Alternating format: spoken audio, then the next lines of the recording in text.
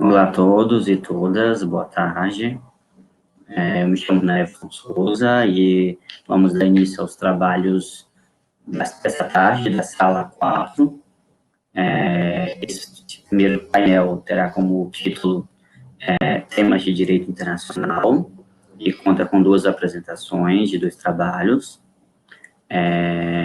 O primeiro será relativo à transformação da administração pública pelo desenvolvimento do e-government, análise comparativa do direito administrativo da Estônia e do Brasil, que serão apresentados pelo Rudá Batista e pela Nicole Natali, e, posteriormente, falaremos sobre the contribution of British domination on the ongoing division of Syria, com a professora Tatiana Squeff e com a Ana Canhameiro.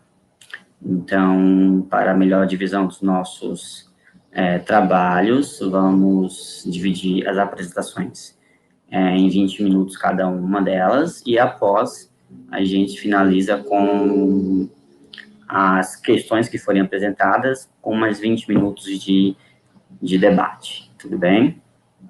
Então, eu passo a palavra inicialmente, já agradeço inicialmente a todos os palestrantes, a todos os professores que submeteram o trabalho a esse 18º Congresso da Academia Brasileira de Direito Internacional, que contribuíram para adensar nossas discussões nesse campo do direito, que é tão especial para nós, e ficamos abertos também a todos os que estão nos acompanhando, nossos ouvintes, as que estão nos assistindo, que convidamos para que possam interagir conosco pelos comentários aqui ao lado, e ao final a gente retoma os comentários e as perguntas para a discussão. Então, passo a palavra para o Rui Batista e a Nicole Natali, e faço a primeira apresentação. Olá a todos, uma boa tarde. Queria primeiro agradecer as palavras do professor Neviton, na qual agradeço também a Associação, a Academia Brasileira de Direito Internacional, né, na pessoa do professor Wagner Menezes. Queria também cumprimentar a professora Tatiana Skeff, que sempre se faz presente não só no Congresso, mas em todos os eventos possíveis de direito internacional do Brasil e mundo afora. Também a professora Ana e a Nicole, que já vem também participando comigo dos eventos do CBDI, não só desse ano, mas em outras oportunidades. Para a gente realmente é um grande prazer poder falar um pouquinho desse artigo que nós tentamos desenvolver ao longo desse ano diferente que nós estamos sobrevivendo, vamos assim dizer. Até vou começar a falar um pouquinho do artigo e logo em seguida eu passo a palavra para a Nicole, para também poder cumprimentar todos e dar sequência na linha de construção do artigo. Como bem identificado pelo professor Neviton, nós estamos com um artigo que está inserido nesse grupo, mas ele é promovido num ambiente de direito comparado. Então, propriamente, direito internacional nós não temos no desenvolvimento desse trabalho, que, em tese, não tira, então, ele do plano do CBDI, porque nós estamos tentando comparar 2 direitos nacionais, um direito brasileiro e o outro, sob uma justificativa bem plausível, o direito nacional da Estônia, sob uma perspectiva de análise de comparação. Eu vou ficar com a primeira parte desse ambiente de apresentação, indicando para vocês, na verdade, um panorama brasileiro. E, em seguida, a Nicole vai indicar o panorama da Estônia.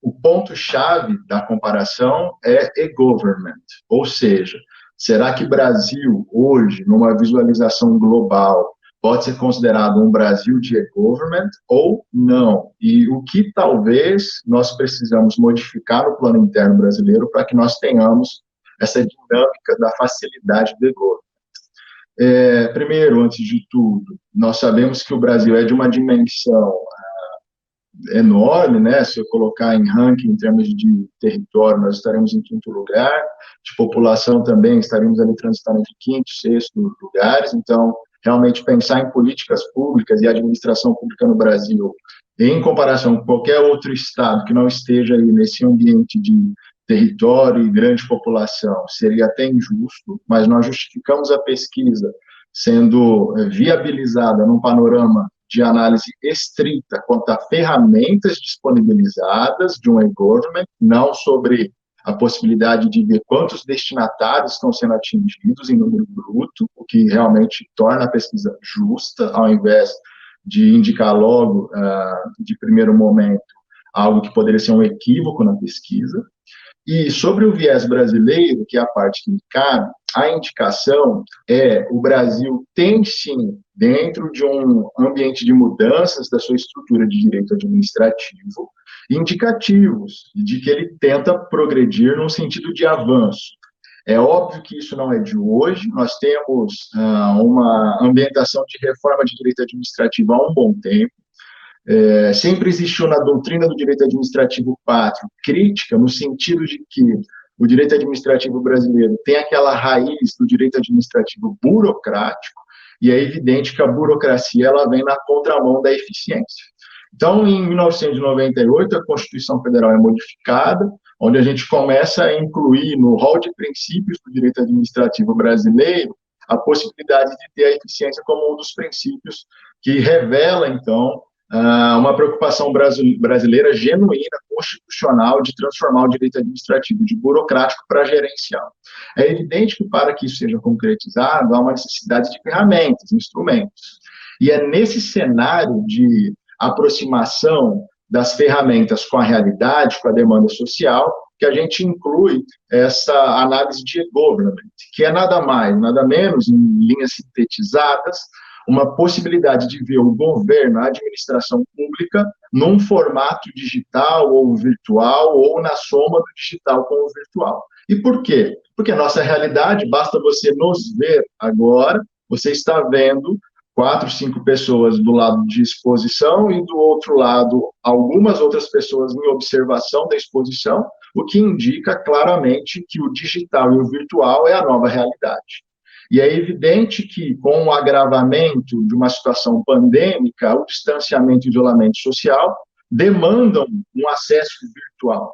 E, nesse sentido, uma preparação do Brasil para estar disponível num plano virtual, no que diz respeito a serviços públicos, à administração pública, como uma prestadora daquilo que a demanda social indica como relevante, seria bom, seria benéfico que a reforma atingisse esse patamar, ou seja, um direito administrativo eficiente é aquele que também observa uma virtualização, uma digitalização de toda a estrutura da máquina administrativa, não só do ponto de vista em prol do servidorismo público, ou seja, o servidor público, ao invés de ir até uma estrutura física e ter que desempenhar seu papel para atingir o interesse público, ele fica na sua casa, dentro do conforto do seu lar, mas trabalhando, exercendo esse interesse público, e do outro lado, aquele que necessita do serviço público também, teria à disposição essa facilidade, que ao invés de ter uma preocupação de se deslocar, perder tempo, esperar prazos muito elevados, ter processos eficientes virtuais e digitais no e-government.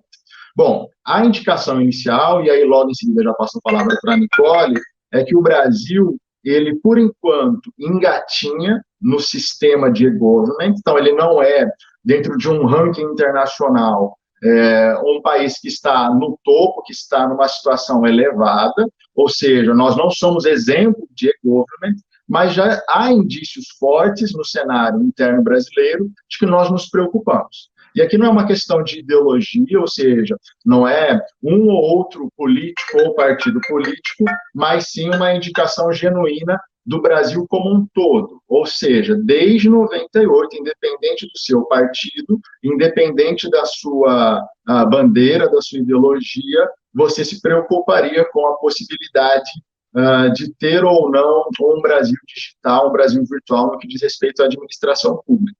Portanto, o meu indicador inaugural é: o Brasil se prepara para esse próximo momento, ele se prepara há um bom tempo com uma reforma rumo à eficiência, porém, ainda não é um indicador, não é um exemplo, plano global de garantia de e-government.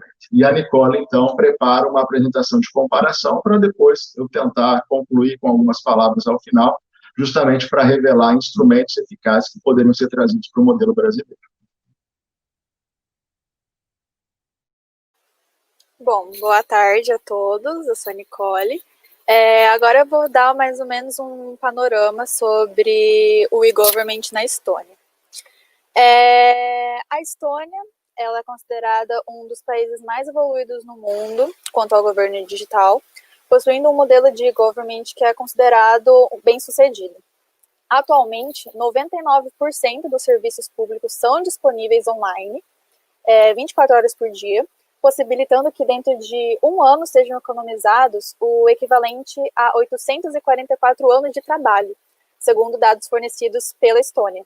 Então, se percebe que praticamente toda a burocracia foi extinta e hoje em dia só tem 3 procedimentos que exigem a presença física do cidadão, que é a transferência de imóveis, o casamento e o divórcio.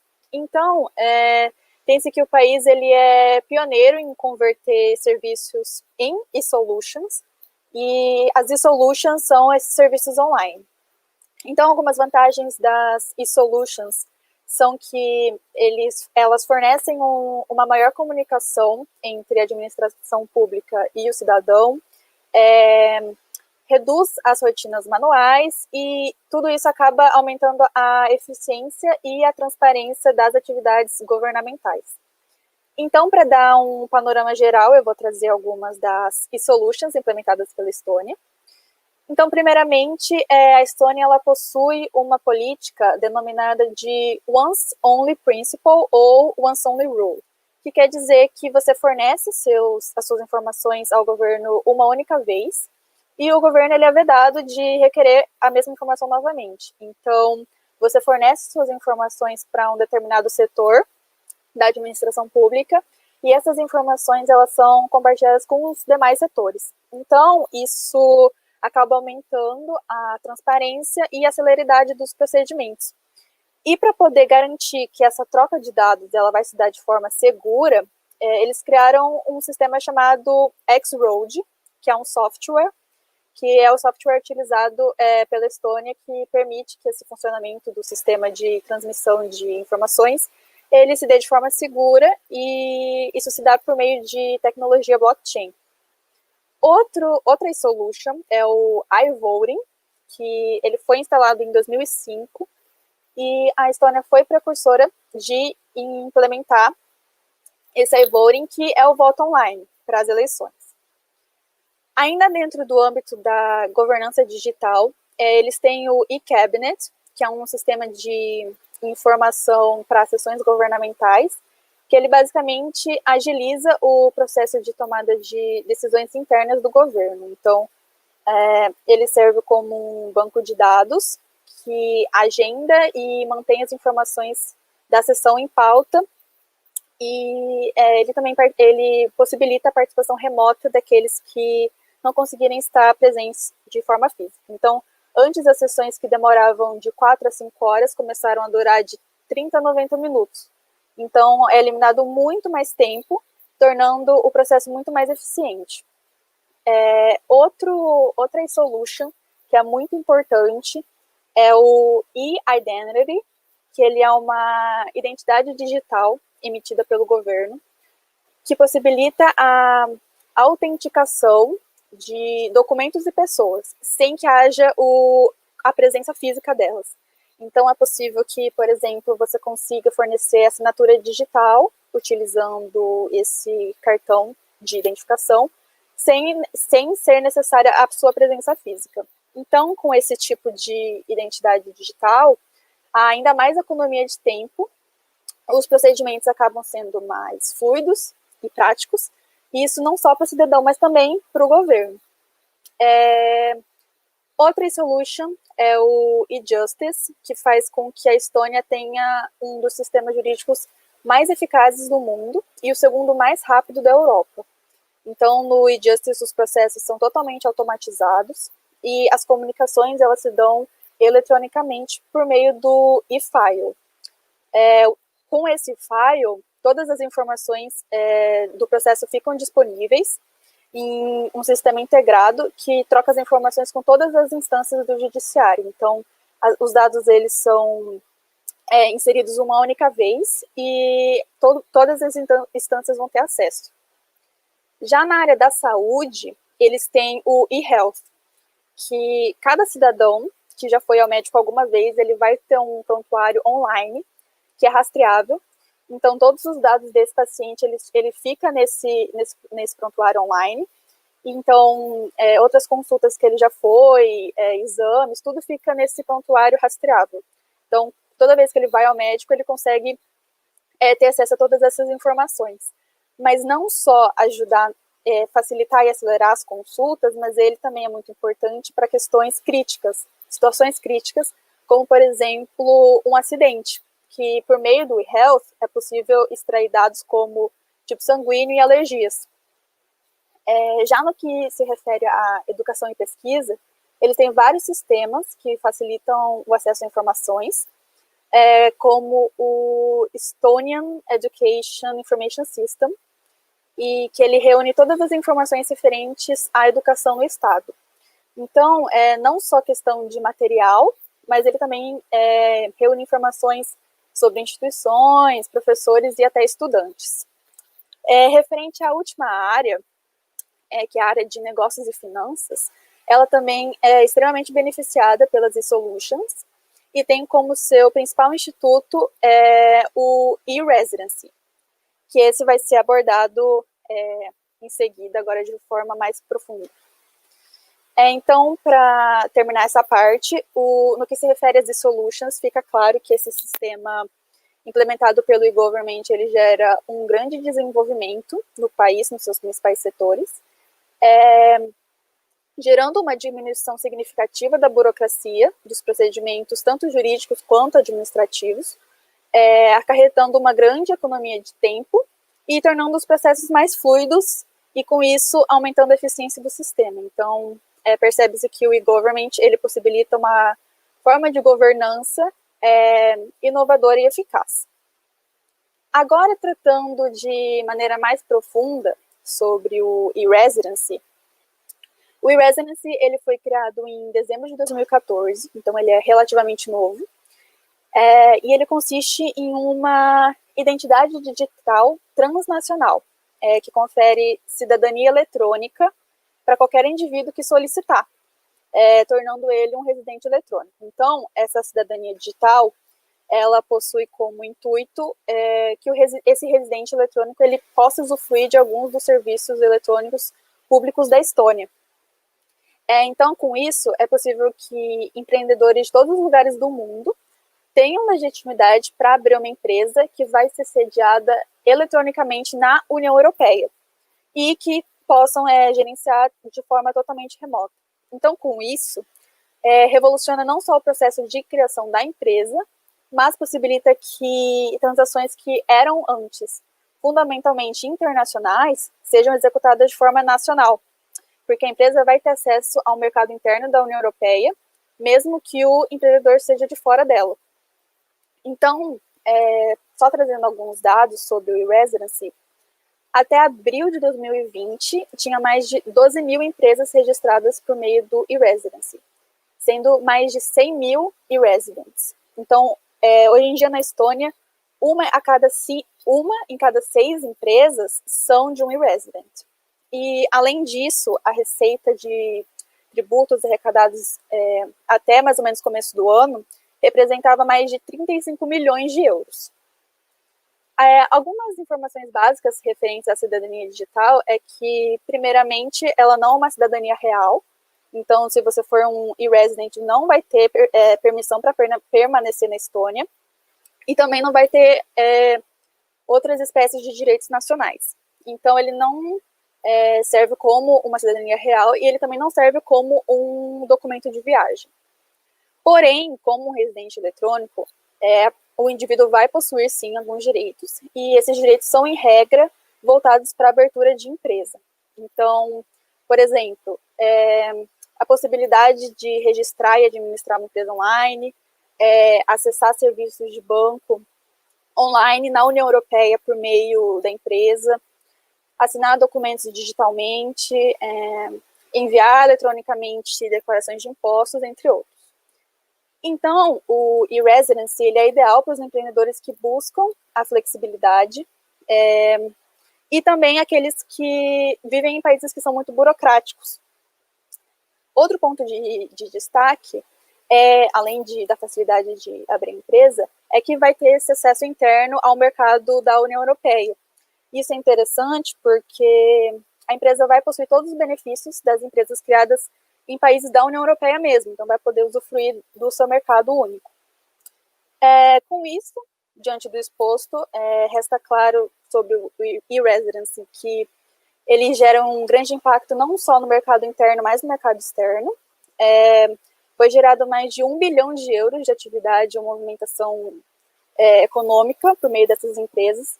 Então, isso mostra que é uma coisa que influencia não só a economia da Estônia, mas a economia internacional. O que acaba atraindo investidores, empreendedores de todo o mundo. Então, o e-residency, ele dá uma oportunidade para aqueles que desejam registrar uma empresa que vai fazer parte do mercado da União Europeia, de maneira relativamente simples e economicamente viável.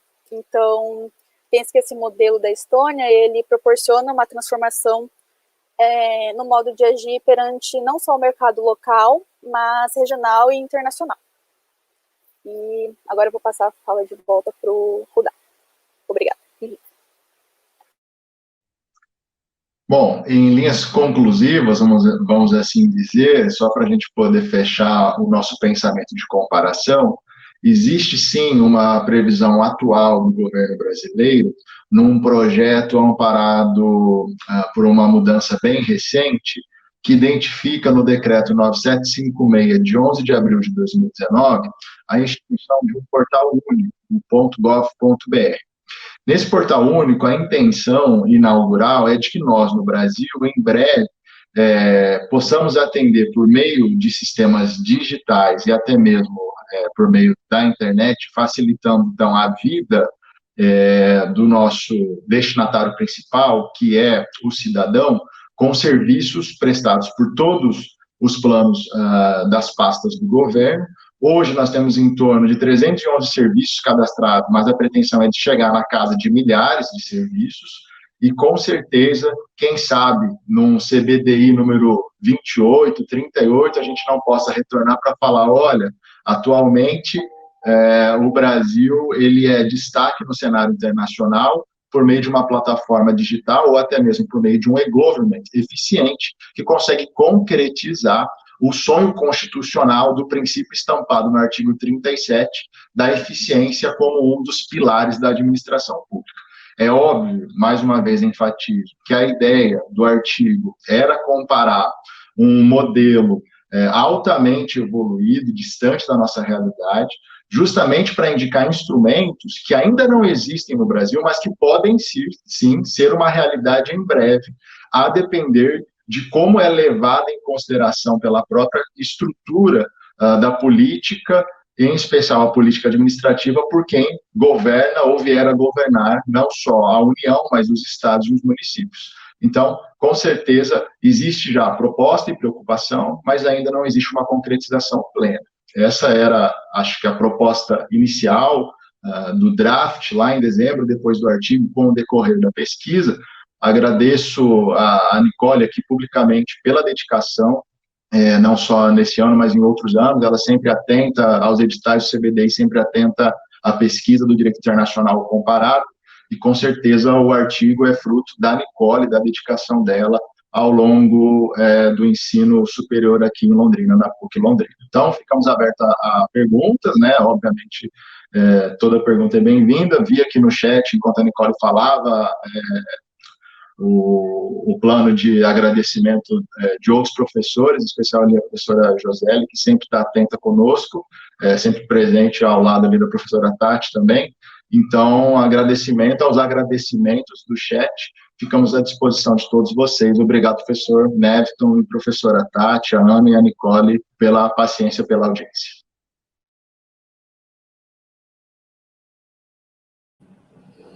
Muito obrigado, professor Rudá e professor Nicole, pela exposição. Aqui no chat nós temos algumas observações. Eu já convido também a quem está acompanhando para que façam perguntas nos nossos comentários. Esse tema é realmente importante e o futuro, né? Talvez aí a gente possa pensá-lo ligando com diversas outras situações do direito internacional e, por exemplo, também na proteção de dados, como se daria a proteção de dados, já que se todos os fluxos fossem colocados, né, digitalmente, agora a LGPD está para entrar em vigor, ontem já foi para janeiro, então uma hora lá entra em vigor, e como isso se daria, né? Não sei que no plano nacional, nem mesmo o nosso portal de transparência é tão transparente assim, né, a relutância sobre alguns dados. Então, vamos deixar essas observações para daqui a pouco, mas é um assunto instigante, realmente um assunto atual e do futuro.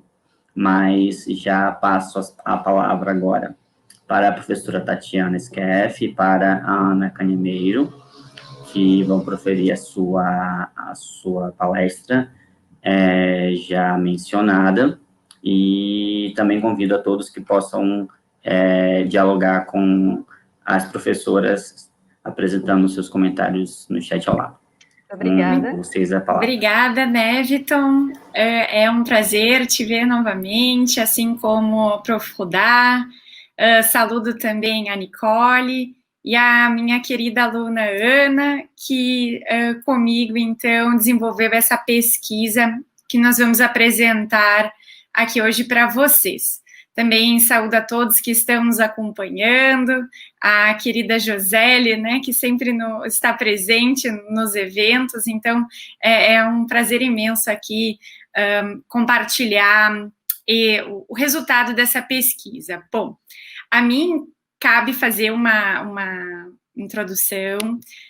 Trata-se de um texto que foi escrito em inglês, cuja tradução do título seria A Contribuição da Dominação Britânica para a Corrente de Divisão no Chipre.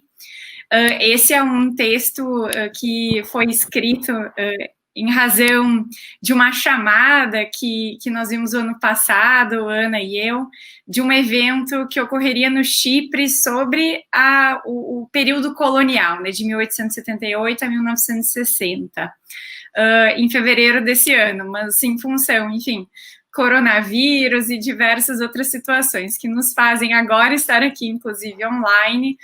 Nós não pudemos ir no evento, então também compartilhamos aqui os resultados dessa pesquisa.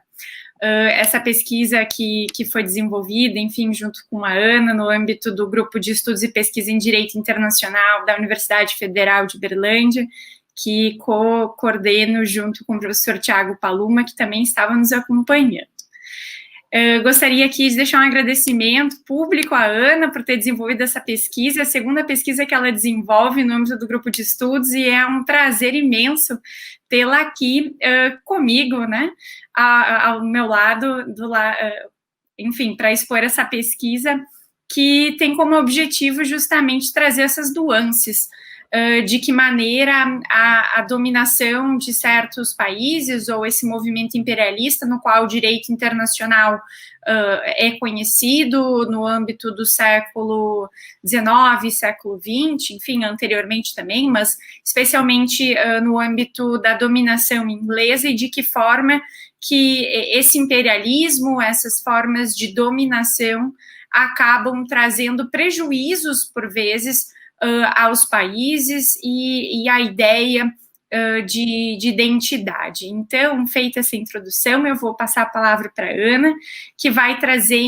os resultados da nossa pesquisa, para que depois a gente faça um fechamento. Obrigada. Eu queria agradecer à academia pela oportunidade, a minha mestra e parceira de pesquisa, a professora Tatiana Skeff.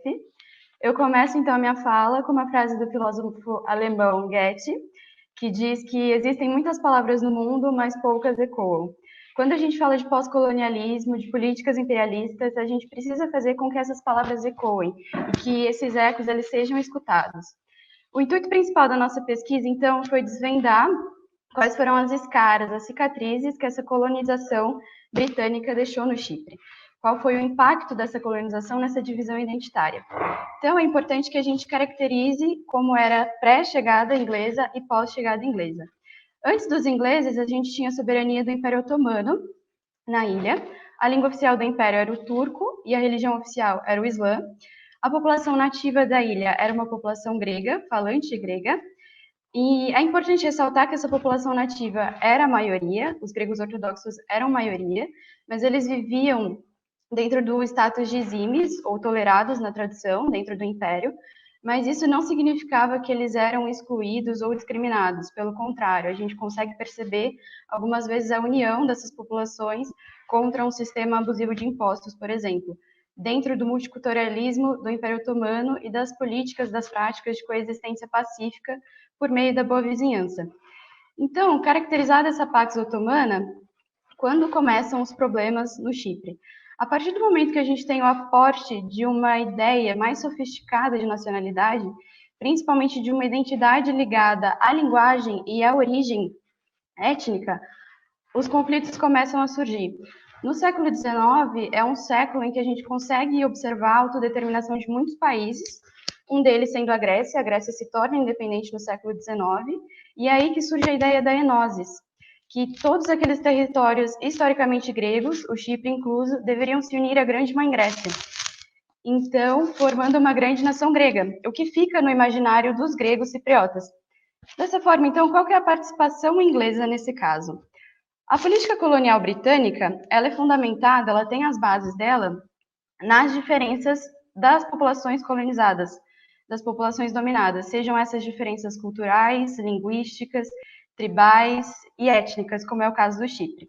O Chipre ele é oficializado como colônia britânica em 1923, mas a presença dos ingleses na ilha data 1878, por conta de uma cessão assinada no Congresso de Berlim.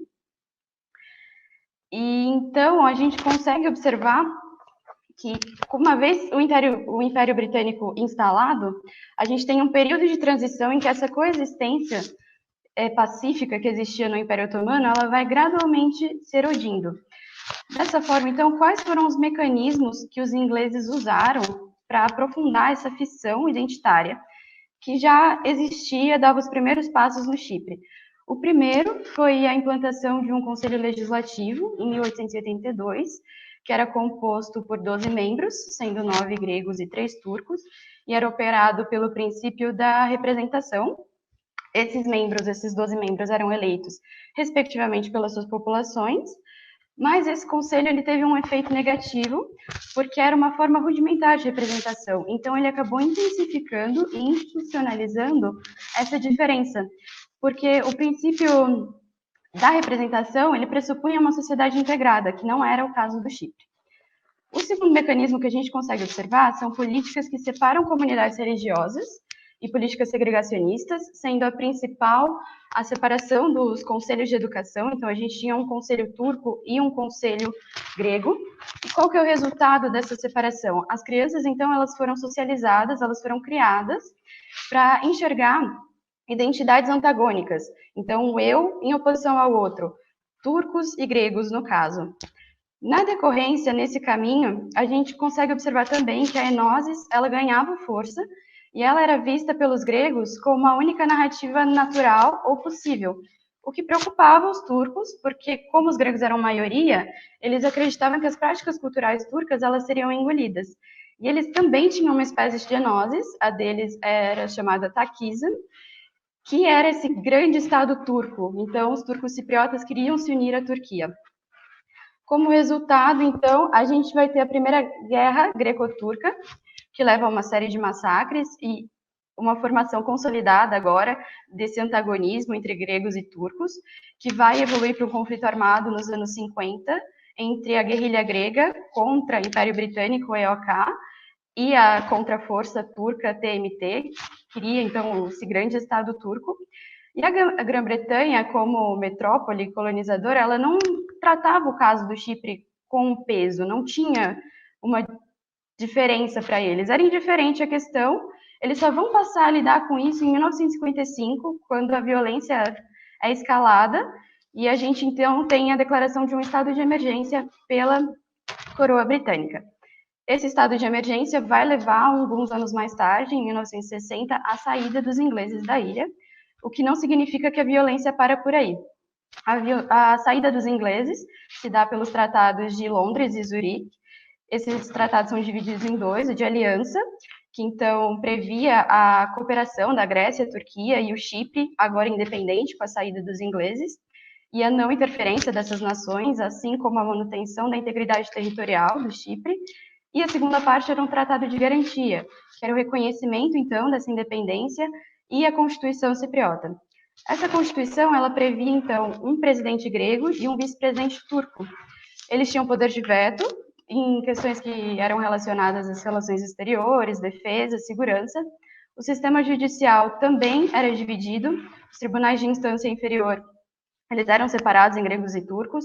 O sistema legislativo também era dividido, então as leis elas deviam ser aprovadas por uma maioria das duas populações. Então, dessa forma, é possível que a gente veja no Chipre dois sistemas políticos distintos, munidos de um grande poder de tributação, que podia legislar entre questões culturais, educacionais e econômicas. E essa Constituição cipriota, ela é formulada numa intenção, num espírito de compromisso, mas na prática ela acaba sendo pouco viável e muito complexa para aplicação. Essa fragilidade da Constituição, ela é exposta em 1963, quando o presidente Macários, ele promove, então, 13 emendas unilaterais nessa Constituição. É lógico que a gente vai ter uma negativa turca contra essas emendas, e então os turcos eles organizam uma administração turca cipriota no norte da ilha, que é ilegal porque é independente dessa Constituição. Essa então gera um conflito de novo armado e é criada uma zona tampão pelas tropas britânicas que são enviadas, que depois são substituídas pelas tropas das Nações Unidas em 1964, para criar um território neutro, então para que ambas as partes pudessem se desarmar sem que uma invadisse a outra, que é o que hoje a gente conhece como a Green Line. Também em 64, o Macários ele vai revogar os tratados de independência do Chipre, o que leva quase ao objetivo último da Enosis, mas ele é freado por pressões britânicas e turcas. Porém, How the Wonders Never Cease, a gente vai observar também um golpe de Estado formulado pelos oficiais gregos para colocar alguém no poder, esse alguém não é mais o Macários, que seja favorável a Enosis. Dessa forma, a Turquia, observando esse golpe, ela age com o pretexto do golpe para invadir militarmente o Chipre e ocupa a parte norte da ilha, formulando as suas próprias células administrativas. Essas ações, tanto gregas quanto turcas, elas acabam deslocando milhares de pessoas. Então, a gente tem o deslocamento dos gregos, que fogem do norte para o sul da ilha, e dos turcos que se dirigem do sul para o norte, já que lá tem uma célula turca administrativa instalada. Ao passo que, em 2014, a Corte Europeia de Direitos Humanos condenou a Turquia a uma indenização numa ordem de 90 milhões de euros pelos danos causados no Chipre. Então, essa violência instalada lá, ela só vai enfraquecer em 1975, quando a gente tem a declaração unilateral de um Estado turco na porção norte do Chipre, que é extremamente rechaçado pelas Nações Unidas, pelo Conselho de Segurança, principalmente, na Resolução 367, de 1975, e extremamente rejeitado pela comunidade internacional. Apesar dos turcos no Chipre terem as costas quentes, por assim dizer, pelo Reino Unido, o Reino Unido também rejeita essa ideia de um Estado turco. Em 1977, as partes elas concordam em uma república federativa bicomunal, mas os turcos eles atrasam as negociações, eles atrasam as conversas pela paz, por acreditarem ainda no grande Estado turco. Isso vai se arrastando até que a gente tenha a criação do Plano Annan, em homenagem ao secretário-geral da ONU, Kofi Annan, em 2004, que propõe, novamente, um Estado federativo bicomunal e uma bizona. Então, a gente teria uma zona turca e uma zona grega. Por fim, o plano acaba falhando de novo, só que dessa vez por culpa dos gregos, que é uma minoria que aprova no referendo que é feito. Nas minhas considerações finais, então, o Chipre ele é a última política imperial, a última política imperialista da Inglaterra, do Reino Unido, e acaba se demonstrando um fracasso. As bases do conflito cipriota são resultados das políticas britânicas, que contribuíram para acirrar essa polarização, porque a partir do momento que a Grã-Bretanha ela assume essas identidades antagônicas, eles introduzem formas rudimentares de representação que vai legitimando cada vez mais essa fissão entre as duas identidades. Então, os britânicos, eles gradualmente vão redefinindo as identidades de muçulmanos para turcos e de cristãos para gregos, o que causa uma segregação mais complexa para depois a gente ter a formação de um Estado-nação. Ainda nessa toada, a teoria da dominação grantiniana diz que os estados, nesse caso a coroa inglesa, aliadas às instituições, elas criam padrões hegemônicos de comportamento e informação.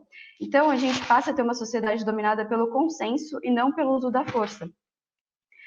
E essa sociedade, ela passa a acreditar que algumas narrativas são as únicas naturais e legítimas.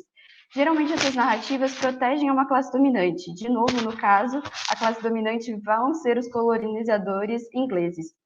Dessa forma, então, a politização das identidades no Chipre e o próprio conceito de identidade canalizado nesse nacionalismo, que foi instigado pelos britânicos, ele vai ser uma ferramenta de controle do território, vai ser uma ferramenta de controle da colônia. Por fim, Galtung ele vai definir a paz em duas vertentes, uma paz positiva, que é uma sociedade integrada, onde a gente observa harmonia e equidade, e uma paz negativa, que é a ausência de conflitos e guerras. No caso do Chipre, a gente não consegue observar nenhuma dessas definições de paz. Quando as pessoas elas são, então, instrumentalizadas como ferramentas étnicas e políticas, para o controle da ilha, a gente observa a fragmentação dessa paz. E eu encerro a minha fala, então, dizendo que, para mim, a parte mais importante de toda a pesquisa são que os cipriotas eles foram negados uma nacionalidade cipriota. Eles são ou gregos cipriotas ou turcos cipriotas. A senhora gostaria de acrescentar alguma coisa, professora?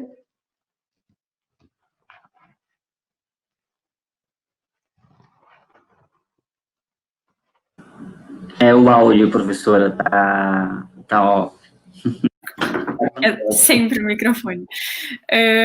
Eu só acrescentaria uma única questão ao final, que os britânicos, eles ainda mantêm duas bases no Chipre, né? Então, a gente não consegue visualizar nem a tentativa de paz que se apresenta para tentar, seja unificar ou prover ou tentar fazer com que nós tenhamos uma única nacionalidade, como a Ana bem trouxe, né, ao longo da pesquisa, que, na verdade, nós temos gregos cipriotas e turcos cipriotas, né? Então, essa divisão, ela se dá em função dos britânicos e da continuidade dos britânicos, ainda que indireta, na região, o que demonstra essa vertente imperialista do direito internacional, que talvez, né, numa próxima etapa da pesquisa da Ana, a gente possa trabalhar aí com os precedentes da Corte Internacional de Justiça referentes a essa descolonização, para trabalhar, né, de que forma que a gente poderia ver o desdobramento dessa crise no Chipre.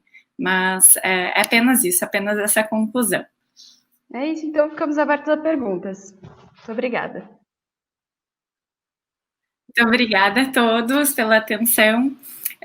Permanecemos aqui, então, para discussões que possamos ter acerca do tópico e também ao tópico dos colegas Rodá e Nicole. Ótimo, agradeço a todos por respeitarem o tempo. Então, cumprimos a primeira parte do nosso painel, que são as exposições, e agradeço pela forma clara que foram abordados os temas. No chat, por enquanto, nós não temos nenhuma pergunta aberta diretamente, temos algumas considerações sobre a importância do tema, alguns falando sobre a relação, né, o Iago, por exemplo, falou que seria interessante que se fizesse uma pesquisa, né, para ver a compatibilidade dessa proposta do e-government, no caso ele falou do e-residence, com a legislação brasileira, né, para se fazer uma proposta concreta e fazível, né, realizável no Brasil, mas eu gostaria só de colocar fazer algumas ponderações, só para fomentar a discussão, especialmente em relação ao e-government, porque talvez a gente tivesse uma boa oportunidade agora de discutir sobre isso, no bojo da discussão também que se principia e se tenta levar para o legislativo sobre a reforma administrativa. Então, eu não sei se o professor Rudá e Nicole poderia fazer, não sei, quem sabe, trazer uma esperança ou uma conversa relacionada a isso, porque se vamos ter uma discussão sobre reforma administrativa, por que não incluir uma desburocratização, uma migração aí para o ambiente virtual, para justamente, como dizem, o impacto principal na administração pública é o funcionalismo, né, a folha de pagamento, então por que não transformar, né, de forma eletrônica, facilitar, tornar mais ágil esse serviço público, né? E, bom, só para a gente começar os debates, eu gostaria de colocar essa questão e depois eu retorno e pego as perguntas que já começaram a ser escritas aqui no chat. Bom, do ponto de vista da reforma administrativa, a gente se preocupou durante a pesquisa com ela, a todo momento, pelo menos da minha parte, por fazer aquele momento inaugural de indicação brasileira, me preocupei bastante, e a preocupação ela foi tanta que eu preferi não colocar como uma realidade, pelo fato de estar em trâmite, do seguinte sentido: como nós temos hoje uma indicação instável do que pode vir em formato de reforma, de fato, eu não poderia chegar aqui para falar, olha, teremos uma concretização do e-government com a reforma.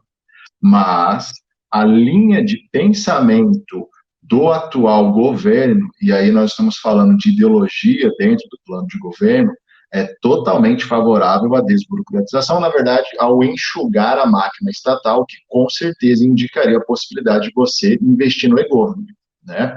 Mas não tenho como afirmar com frieza de que nós teremos, por exemplo, essas ferramentas indicadas na Estônia como uma grande realidade para o Brasil de 2021, por exemplo, né? Concordo que, independentemente de quem se mantenha no poder nos próximos anos, no sentido de próximas eleições, eu gostaria de ver uma desburocratização, uma eficiência, uma concretização dessas ferramentas. E torço para uma reforma administrativa eficiente, né? Não só uma reforma administrativa maquiagem. Então, não sei dizer com frieza se nós estaremos bem amparados nessa futura reforma administrativa latente, no sentido de concretização de ferramentas eficientes. Torço para que ocorra. Já do ponto de vista de quanto tempo teremos essa viabilização, e até um neologismo do Iago, né, fazível, e é realmente excelente utilizar esses termos, porque é a nossa realidade. Eu preciso de algo fazível, eu preciso de algo factível. Mais uma vez, eu, nesse momento, como destinatário dos serviços públicos, torço para que realmente a gente tenha uma reforma fazível, um e-government fazível, e que a gente tenha propostas que possam ser concretizadas. Também não adianta nada a gente falar assim, ó, na reforma veio real residence. E aí você fala, tá, e agora, como concretiza? Cadê o aporte da administração pública para instrumentalizar a própria máquina pública dentro dessa inteligência virtual? Não adianta colocar também na letra fria da reforma uma aprovação de decreto não porque não vem da reforma legislativa, mas de um plano legal para o futuro decreto de regulamentação da lei, e indicar que temos essa grande ferramenta, mas a ferramenta ela não está disponível. Então, a torcida fica para, literalmente, daqui a algum tempo, nós voltarmos a discutir, comparar, e o Brasil ser um país de realidade de e-government e não de reforma possível e de indicação legal infrutífera. Realmente ficaremos à mercê agora do que realmente se concretiza como reforma. Não sei se é o pensamento da Nicole, em especial ela que fez a pesquisa no que diz respeito à Estônia, né? Eu me furtei da Estônia, a Nicole que foi atrás da Estônia, então eu não sei se é a perspectiva dela olhando da Estônia para o Brasil, mas as minhas considerações, não sei se foram construtivas, seriam nesse sentido. Se a Nicole quiser fazer alguma consideração. Eu acho que sobre essa questão da abrangeu a questão muito bem. Eu também concordo que a Estônia já faz um tempo que investe muito, né, na questão do e-government, E nesse investimento é uma coisa que dá para perceber que eles realmente estão determinados a fazer acontecer, tanto que é considerado um e-government bem-sucedido. No Brasil, é um país muito burocrático, então desburocratizar o Brasil é um caminho muito longo, mas eu acredito que por meio de investimento é possível, porém, como o Roda disse, tem que ser uma coisa não só jogada a ideia e sem realmente investir para que isso aconteça. Então, eu acho que é muito importante, até uma pergunta que está nos comentários do Felipe, sobre essa questão do investimento do Brasil nessa questão de transformação digital. Eu acho que é muito importante, porém, como o Roda disse, não adianta só investir para abrir uma possibilidade, mas esse investimento tem que continuar acontecendo para manter isso uma coisa sustentável, né?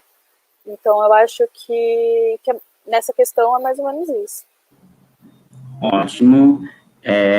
Temos algumas perguntas aqui que foram direcionadas à professora Tatiana e à Ana. Então, não sei se vocês conseguiram já visualizar no chat, né? Uma pergunta é relacionada à situação atual do Chipre em face ao Covid, se vocês teriam alguma informação para nos dar. E a segunda é com relação a uma afirmação no sentido de que a Inglaterra não teria culpa, né? Em relação a esse cenário internacional atual que o Chipre, pelo qual o Chipre passa, por ter permitido, né, e incentivado essas questões, essas divisões que foram mencionadas. Será que a Inglaterra teria uma responsabilização, talvez aqui? Vamos trazer para o âmbito internacional, né, talvez nesse sentido. Eu oferto a palavra a vocês. Obrigada, Neviton, e a todos que fizeram os questionamentos. Eu não consegui aqui acessar, porque eu só estou com uma janelinha aberta para evitar qualquer comprometimento à internet, mas, bom, duas questões interessantes, né? A questão que fala sobre a possibilidade de responsabilização do Reino Unido, enfim, esse é um tema bastante, de certa forma, novo e bastante controverso no plano internacional, né? A partir dos estudos do Mark Chikoski-NM, Anthony Young, enfim, que a gente começa a trazer essa ideia de que esse imperialismo, ele sustenta as relações de maneira desigual e que daí fornece talvez um ponto de discurso de partida para que a gente possa ter uma possível, talvez, debate, pelo menos, acerca dessa situação, porque antes não se debatia essa situação, apenas nós tínhamos uma posição dada, um imperialismo trazido por parte dos ingleses, enfim, também no âmbito, né, latino-americano por parte dos norte-americanos, enfim, e, na verdade, não se discutia. Porém, nós tivemos uma questão bastante recente na Corte Internacional de Justiça, que é as consequências jurídicas da separação do arquipélago de Chagos da República de Maurício, e dessa opinião consultiva da CIG, talvez ela nos dê um ponto de partida, né, especialmente em relação à própria responsabilização que os estados têm em relação àqueles territórios que certa vez foram suas colônias. Claro que o debate no plano internacional sobre uma possível responsabilização, ela é bastante incipiente, ela é necessária, porém, mas isso, de certa forma, foge do âmbito internacional, porque para que a gente possa ter responsabilização, a gente vai precisar falar dos atos que envolvem a responsabilidade internacional do Estado constante no projeto de tratado sobre responsabilização, que vai trazer a questão de termos uma norma de direito internacional violada, né, para que tenhamos a responsabilização. E que norma de direito internacional, portanto, foi violada, né, e essa é a questão que a gente precisa trabalhar. Nós não temos um instrumento jurídico que fale que esse imperialismo é ilegal ou foi ilegal, até mesmo porque nós temos que observar o direito à luz do tempo em que ele foi colocado, né? Então, existe todo esse aparato que talvez impeça nós falarmos em responsabilização no âmbito atual, porém, claro, né, desde os debates na década de 60 acerca da autodeterminação, até que nós tenhamos hoje em dia essa opinião consultiva acerca da separação do arquipélago de Chagos da República de Maurício, já temos aqui um caminho talvez um pouco mais detalhado para que a gente possa pelo menos debater esse imperialismo no plano internacional e de que forma que os estados devem romper com esses laços imperialistas, promovendo de fato a autodeterminação de maneira material e não apenas formal, né, mantendo tais vínculos, como é o caso do Chipre, a exemplo das duas bases que Reino Unido ainda mantém no local. Então, assim, de maneira curta e grossa, falar de responsabilidade hoje em dia não dá, porque nós precisamos trazer esses elementos da responsabilização internacional, o qual fica um pouco difícil de termos aqui visualizado, no caso, por exemplo, porém, ele já é um debate, pelo menos, que está sendo avultado, né? Então, aqui é um ponto de estudo bastante interessante que dá para se debater. Em relação ao Chipre, na Covid, eu particularmente não tenho notícias de como está o Chipre nesse exato momento acerca da pandemia. Eu apenas li algumas notícias que, para fomentar o turismo, se estaria cogitando o governo a bancar eventuais despesas que turistas possam ter caso contraiam a Covid-19 visitando o país, mas, enfim, nada relacionado ao direito internacional público, né, particularmente em relação a essa situação, mas essas são algumas considerações. Não sei se a Ana chegou a ver alguma coisa em relação à Covid e o Chipre agora. Eu vi a mesma notícia, professora. Ah, bom. Então, acho que seriam essas as colocações. Mas, se me permite, para o debate do trabalho do professor Rudá e da Nicole, um ponto, né, Everton, que você levantou ao final da fala deles sobre a proteção de dados é algo que me chama muito a atenção no trabalho deles, né? Particularmente quando a Nicole trabalhava ou trouxe a ideia do e-health em relação aos dados estarem disponíveis e que, de fato, por esse lado trazido por ela, se torna bastante positiva, né, de termos dados disponíveis em rede para eventuais acidentes, enfim, mas também temos toda a situação envolvendo os dados e pessoas que eventualmente possam necessitar de um plano de saúde, que esses dados acabem ficando à disposição também, né, por exemplo, dos planos de saúde e fomentando talvez até uma discriminação ou um aumento de valores, né, então trabalhar a proteção de dados e que dados vão ser compartilhados e com quem se torna bastante imperioso. A minha pergunta é se no estudo, no caso da Estônia, né, há alguma preocupação em relação à proteção de dados e qual é o desenvolvimento nesse sentido. Se me permite, assim, já fazer uma pergunta um pouco mais ao vivo, como faríamos, né, se estivéssemos todos reunidos no mesmo local? Bom, o que o meu estudo trouxe em relação à proteção de dados foi realmente a questão do X-Road, que eu falei que exatamente como eles têm esse sistema, como eu disse em vários momentos da minha fala, tanto na área jurídica, na questão das informações de processos, quanto na área de dados pessoais mesmo, quanto em questão do e-health, que são questões de saúde. Então, a Estônia, eles têm essa tendência de que o máximo que eles conseguirem compartilhar entre as áreas, eles compartilham, por causa daquele Once Only Principle que eu mencionei. Então, exatamente por esse fato, eles criaram o X-Road, que é um software que eles criaram, não é usado só na Estônia, hoje em dia é usado em outros países, mas que foi criado pela Estônia para poder proteger essa troca de informações mesmo. Ele utiliza a tecnologia blockchain, né, que torna essa transação mais segura, mas não foi, digamos que, especificado como cada área trata dessa, como cada área filtra para quem ou não eles vão compartilhar. Então, por exemplo, na questão do e-health, não é aberto para qualquer um acessar, por exemplo.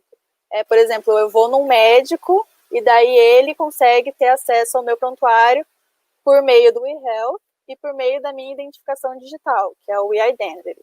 Então, por exemplo, um médico aleatório não vai conseguir ter acesso aos meus dados do e-health.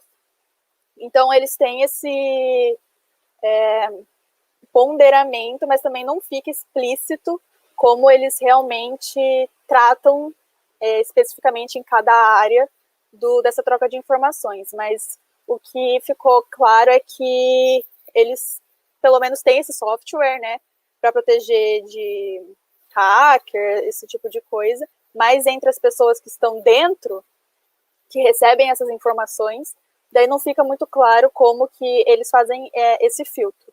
Mas, pelo que o que foi estudado, é uma coisa que não teve... Assim, na verdade, eles tiveram problema em 2007 com a questão de vazar dados, e daí foi por isso que eles criaram o X-Road, na verdade. Então, o X-Road ele foi criado exatamente pelo fato de que ele, em 2007, teve esse problema, que hackearam o sistema do governo e acabaram expondo vários dados. E daí, com isso, eles investiram na criação do X-Road. Então, acredito que realmente seja um sistema mais seguro, exatamente por já ter acontecido esse problema.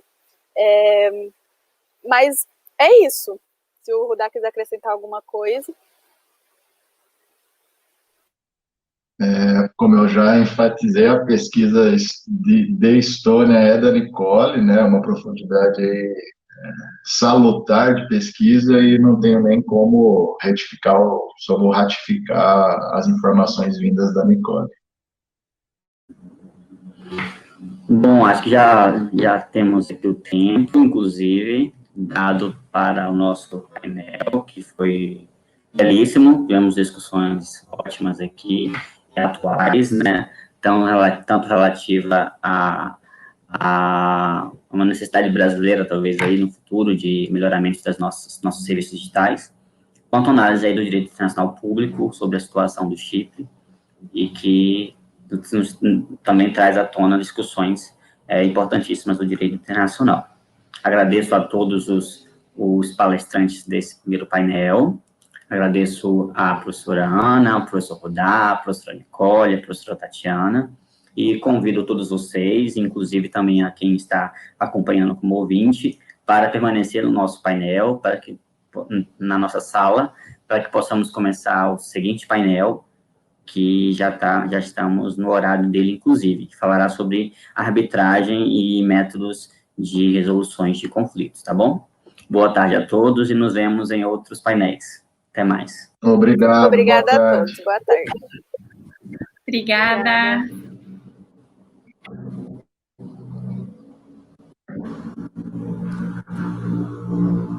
Eu vou permanecer aqui porque eu também estou na presidência desse próximo painel. Vamos só aguardar um pouquinho para que os demais componentes que vão apresentar possam se juntar a nós, tá bom?